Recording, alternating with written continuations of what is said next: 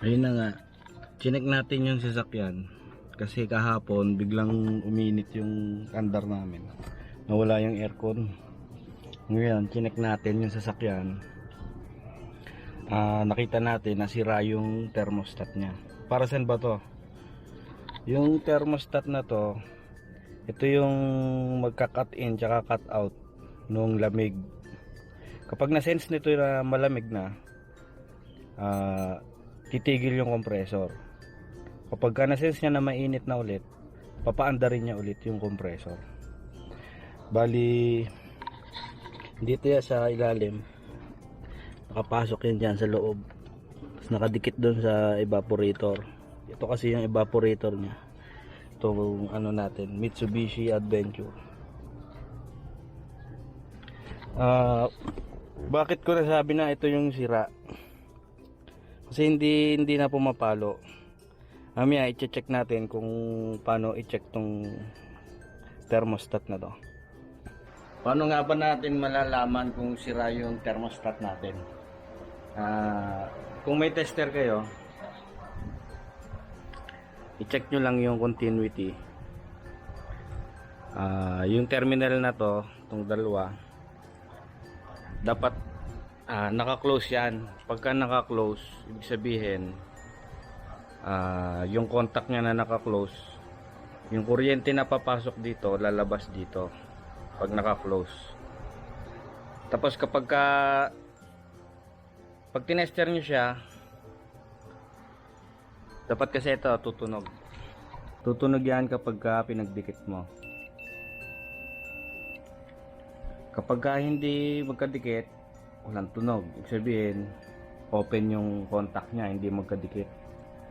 Pag chinek natin to, dapat tutunog siya. Ayan, hindi siya tumutunog. Ibig sabihin yung contact nito ay naka-open.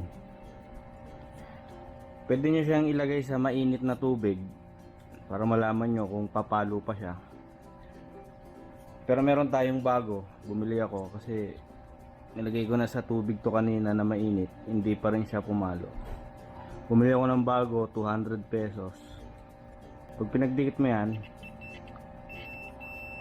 yan, natunog. Sabihin yung contact niya ay naka-close. Tapos meron tayong malamig na tubig. Dapat kasi itong thermostat na to, kapag may nasensya na malamig na, mag-o-open naman yung contact niya. Kaya dapat yun yung automatic niya. Pag hindi nag-open yon, laging naka-close to, yung compressor nyo laging tatakbo. Kaya dapat automatic din siya. Pag na-sense niya na malamig, dapat mag-open. Ayan, naka-open na siya ngayon. Hindi natunog. Pag tinanggal natin sa tubig, pagka uminit na ulit yung pakiramdam niya, yung sensor, papalo naman siya ulit. Ayun, pumalo na siya. Pag nalamigan ulit siya, yun, nag-open ulit yung contact niya. Pagka nainitan ulit,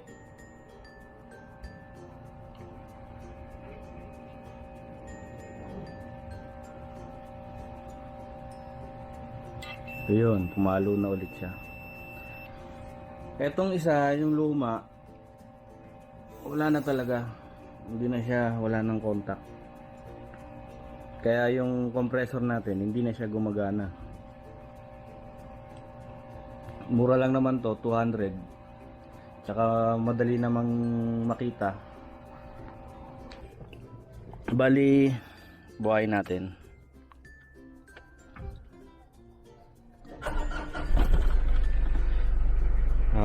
Umaandar siya. Pero kapag binuhay mo yung aircon, blower lang siya. Blower lang. Tapos yung compressor, di nyo na maririnig na pumapalo. Paano ba makikita yon? paano man natin malalaman kung nagana nga yung compressor? Buksan natin yung hood.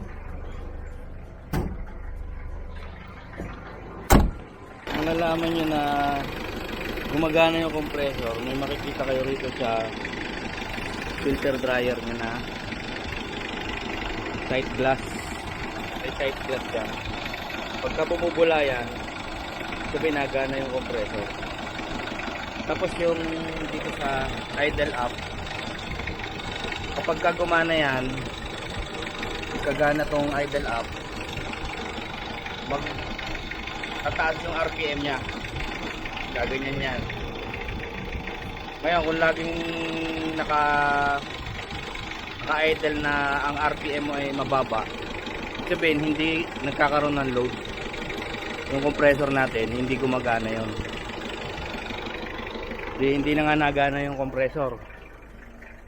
Chinek natin yung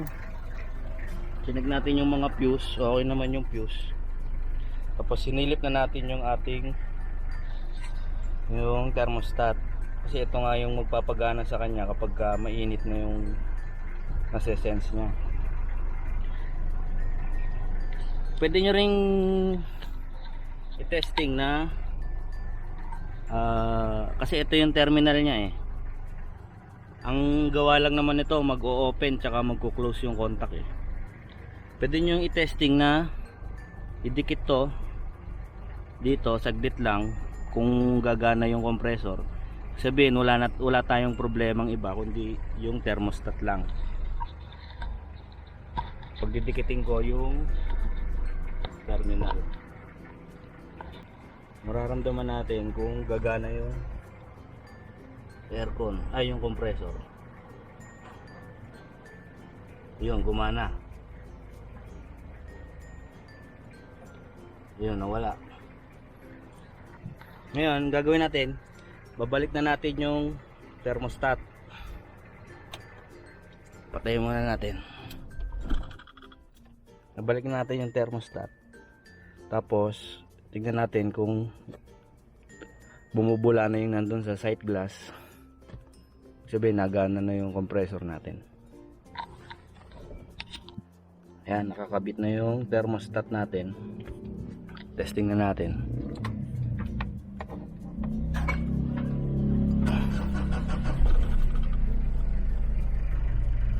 Tsaka maririnig niya yan na pumapalo. Meron siyang ticking sound yan pagka gumana yan.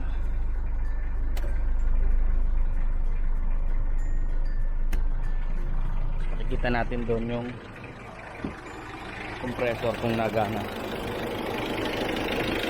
Yan, makikita nyo yan. Kasi nagana yung compressor natin.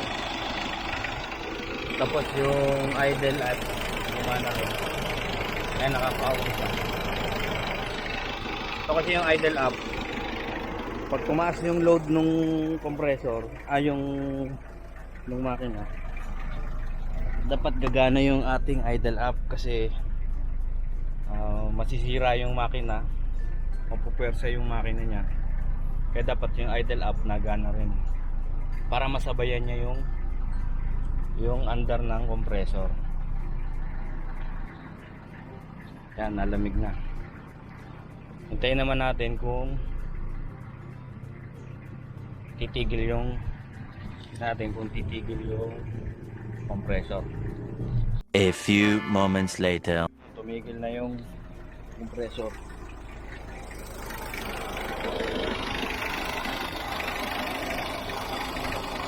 Hindi na nagana. Tapos mag-automatic siya.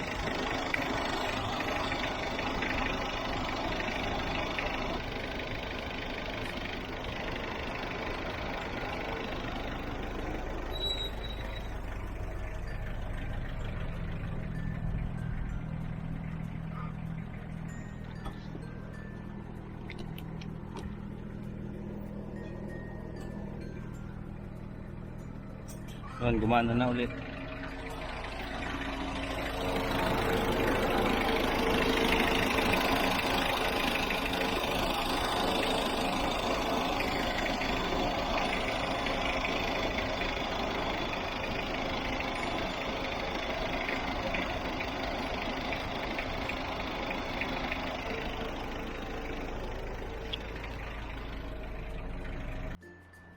Pagka nangyari sa inyo yon na yung biglang nawala yung aircon, nawala yung lamig, i-try nyo i-check muna yung mga fuse.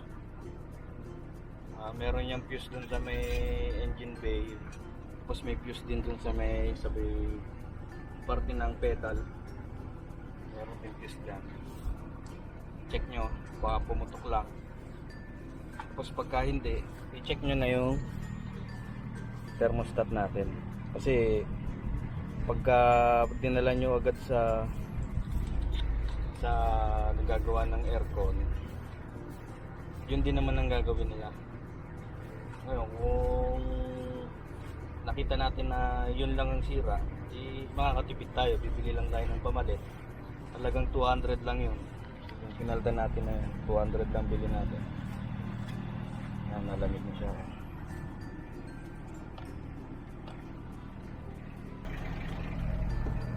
Yun lang, ganun lang. Ayos, sana nakatulong tayo.